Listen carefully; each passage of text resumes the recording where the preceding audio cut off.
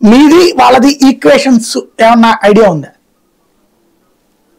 ఒకటి సాయి గారు, ముందుగా మీకు ప్యానెల్లో ఉన్న అందరికీ, అట్లానే జర్నలిస్ట్ సాయి యూట్యూబ్ ప్రేక్షకులందరికీ నమస్కారాలు.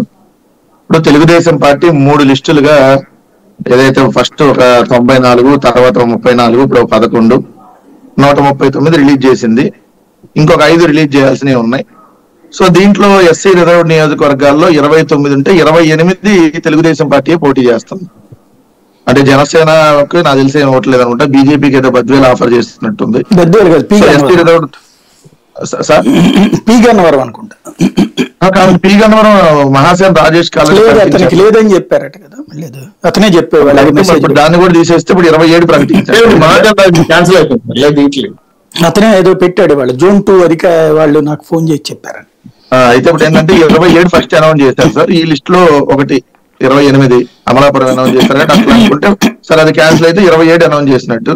ఎస్టీ రిజర్వ్డ్ 7 ఉంటే 4 అనౌన్స్ చేశారు ఇప్పటి వరకు. సో రిమైనింగ్ ఏదైతే ఉన్నాయో దాంట్లో బీసీ సామాజిక వర్గానికి సంబంధించి తెలుగుదేశం పార్టీ ఒక 29, మైనార్టీలకు ఒక 3 ఇచ్చింది, కమ్మ సామాజిక వర్గానికి 30, రెడ్డి సామాజిక వర్గానికి ఒక 29. అత్యధికంగా అత్యల్పంగా అంటారు, ఎందుకంటే నాకు తెలుగుదేశం చరిత్రలో కాపులకి అతి తక్కువ సీట్లు ఇవ్వటం ఇదే అనుకుంటా, మొట్టమొదటిసారి కేవలం 8 సీట్లు ఇచ్చింది కాపు సామాజిక వర్గానికి. సో ఇక్కడ వచ్చేటప్పుడు కాపు సామాజిక వర్గానికి మేము 22 సీట్లు కేటాయించడం జరిగింది. మీరు అన్నట్టుగా మైనార్టీలకి 7 ఇచ్చాం మేము, ఎస్సీ రిజర్వ్డ్ 29, ఎస్టీ రిజర్వ్డ్ పక్కన పెడితే బీసీ సామాజిక వర్గానికి 48 సీట్లని వైఎస్ఆర్ కాంగ్రెస్ పార్టీ కేటాయించడం జరిగింది. సరే, ఈ సామాజిక వర్గాల ఈక్వేషన్ లో ఖచ్చితంగా వాళ్ళకంటే బెటర్ గానే సామాజిక వర్గాల ఈక్వేషన్ మేము ముందు నుంచి చేస్తా ఉన్నాం. 2019లో చేసాం, 2024లో కూడా చేసాం. కాకపోతే ఇక్కడ ఏంటంటే అసలు పొత్తులో ఉన్నటువంటి పార్టీలకు సంబంధించి ఇక్కడ బీజేపీ, తెలుగుదేశం, జనసేన పొత్తులోకి వెళ్ళింది. బట్ బీజేపీ పొత్తులోకి వెళ్ళక ముందే తెలుగుదేశం లిస్ట్ అనౌన్స్ చేసింది.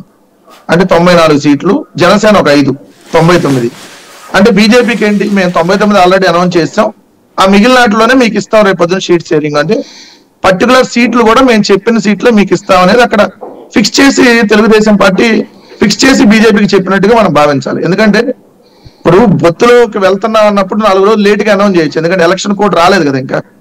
వాళ్ళు ముందే అనౌన్స్ చేస్తారు, ఇది మేము ఈ స్థానాల్లో పోటీ చేస్తాం, మిగిలిన స్థానాల్లోనే మేము బీజేపీకి ఇస్తాం, ఆ స్థానాల్లోనే వాళ్ళు సెలెక్ట్ చేసుకోండి, లేదంటే మేము ఇచ్చిన స్థానాల్లో మీరు తీసుకోవాలి అనేటటువంటి కోణంలోనే వాళ్ళు ఫస్ట్ దశలో వెళ్ళారు. రెండో దశలో కూడా అలానే వెళ్ళారు, ఎందుకంటే 94 రిలీజ్ చేసిన తర్వాత రెండో దశ 34 రిలీజ్ చేసేటప్పుడు కూడా ఆ 34 కాకుండా మిగిలిన మిమ్మల్ని తీసుకోమని. అలానే జనసేన మొదట 5 రిలీజ్ చేసింది, దాని తర్వాత ఇంకొక 6, 7 అనఫిషియల్ గా రిలీజ్ చేశారు, అఫీషియల్ ప్రకటన కాదు, బట్ పవన్ కళ్యాణ్ గారు నోటివెంట్ వచ్చింది. సో అంటే ఏంటి, ఇప్పుడు ఈ రిలీజ్ చేసిన స్థానాలు కాకుండా 175లో మిగిలిన ఏదైతే ఉన్నాయో ఒక 5 తెలుగుదేశం మిగిలిన, జనసేన ఇంకొక 6, 7